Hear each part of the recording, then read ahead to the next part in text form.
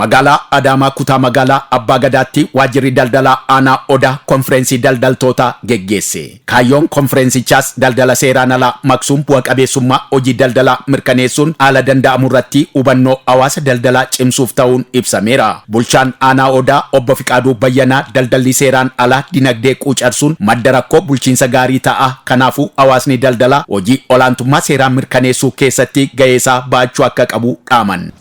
keessattummoo daldalli seeraan alaa fi kontiroobaandiin dinagdee irratti miidhaa inni qabu hawaasummaa irratti rakkoon inni uumu fayyaa irratti rakkoon inni uumu nageenya keessatti dhiibbaan inni taasisu olaanaadha jechuudha. Akkuma beekamu dinagdee informaal ta'e magaalaa keenya keessatti sosocho'a yoo ta'e dinagdee informaal ta'e bakka hin argatu jechuudha. Namni seeraan heeyyama baasee meeshaa qulqulluu qabatee ta'u daldaluu danda'u gibira mootummaa kafalee karaa seera qabeessaan kan daldalu karaa itti saaphana keessaa itti ba'u haala mijeessaa jechuudha. Dhiibbaa taasisaa jechuudha. Konfereensicha irratti barreeffamni qabsoo ittisa daldala seeraan alaa adeemsa galmeessaa fi eeyyama daldalaa e-tireedii hojii misooma daldalaa fi kanneen biroo dhiyaate mariin bal'aan irratti geggeeffameera. Itti gaafatamaa waajjira daldalaa aanaa Odaa obbo Gadaa Irphaa'ee akka aanichaatti daldaltootni akaakuu daldalaa garaagaraa irratti bobba'anii argaman 2,500 ol jiraachuu himanii daldaltoonni kun labsii fi qajeelfama hojii daldalaa kabajanii hojjechuun bu'a qabeessa akka ta'an hojiin hubannoo uumuu kun shoora olaanaa qabaachuu dubbataniiru.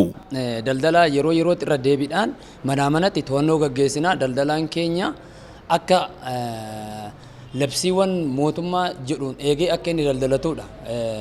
Achirratti daldalaa keenyaaf hubannoon kanaaf kan barbaachise yeroo yerootti yeroo hundumaayyuu giddugala gabaatiin addaan qoonnee kan hubannoo kennaaf deemnu jechuudha. Tarmiin har'aa kun yeroo lammaffaadha kan gaggeeffame hubannoo kan kennanuu fi daldalaan jiran kunneen daldaltoota seera qabeessa. Itti gaafatamtuu waajjira daldalaa kutaa magaalaa Abbaa Gadaa aadde Tigisti Lammeessaa kutaan magaalichaa wiirtuu daldalaa waan ta'eef hojii daldalaa ammayyeessuun dinagdee cimaa ijaaruuf aanaalee hunda keessatti sosochii misooma daldalaa geggeessaa jirra jedhan.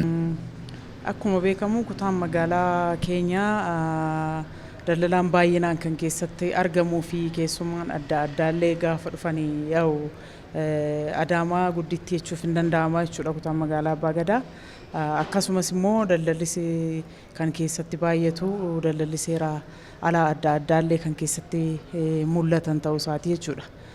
Kanaafiyyuu daldalli seera alaa kana kutaa magaalaa keenya keessaatti salphisuu yookiin persantaa dhumaarraan balleessuudhaaf kan itti adeemamaa jiru ta'uu isaati. Leenjiin adda addaa kunis kan kennamaa jiru ta'uu isaati. Leenjiin guyyaa har'aa kennamaa jiru kanis kanarratti kan hundaa'edha jechuudha. Hirmaattonni konfereensichaa tokko tokkos hubannoo misooma daldalaa irratti arganne kana gara gocha qabatamaatti jijjiiruun bu'a qabeessummaa keenya ni mirkaneessina jedhan. Leenji fudhanne sirrii baay'ee gaariidha.